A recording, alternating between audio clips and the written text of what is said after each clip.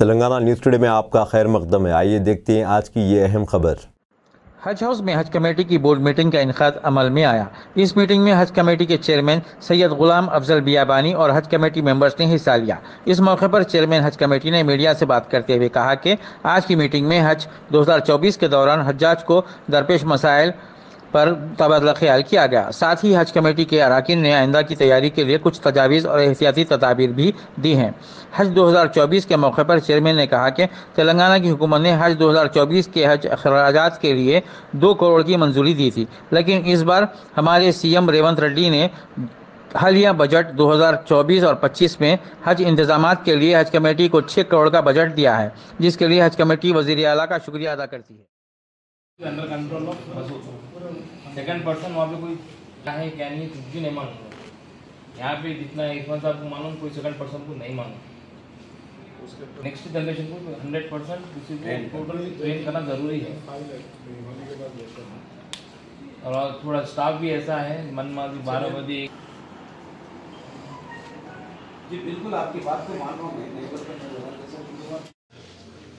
2024 के हज के बाद आज स्टेट हज कमेटी का पहला इजलास मुनक्किद हुआ और उसके अंदर हाजियों को जो तकालीफ हुए, जैसा कि वहाँ पर ट्रैवल का मसला हो या वहाँ की बिल्डिंग के मसले हो, खादिमुल हज्जाज का मसला हो, उन तमाम उमूर पर तफसील से तबादला ख्याल किया गया और मेंबरों की तरफ से अच्छे तजावीज़ आए। जैसा कि अब जो खादिमुल हज्जाज जो अच्छा काम किए हैं उनको सराहा जाएगा और जो 2-3 खादिमुल हज्जाज के ख़िलाफ़ जो शिकायतें मौसूल हुई हैं उनके ख़िलाफ़ तादीबी कार्रवाई की जाएगी। उनको पहले शोकात नोटिस दिया जाएगा, उसके बाद उनके पेरेंट डिपार्टमेंट को लिखा जाएगा कि उनकी कारकर्दगी पर। दूसरी बात, आइंदा साल के लिए अभी से, जैसा कि एक ज़माने में बिल्डिंग संरक्षण कमेटी जाती थी, आज़मीन कहाँ ठहर रहे हैं वो बिल्डिंगें देखी जाती थी, तो इंशाल्लाह इस साल भी हम कोशिश करेंगे कि अच्छे से अच्छा इंतज़ाम हो वहाँ के रहने का और वहाँ के बसेस का।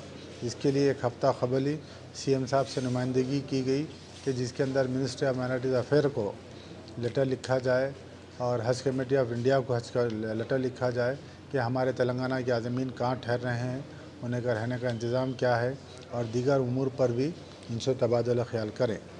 अच्छे तजावीज़ आए हैं, इंशाल्लाह ताला एक साल का टाइम है, अच्छे से अच्छा करने की कोशिश करेंगे।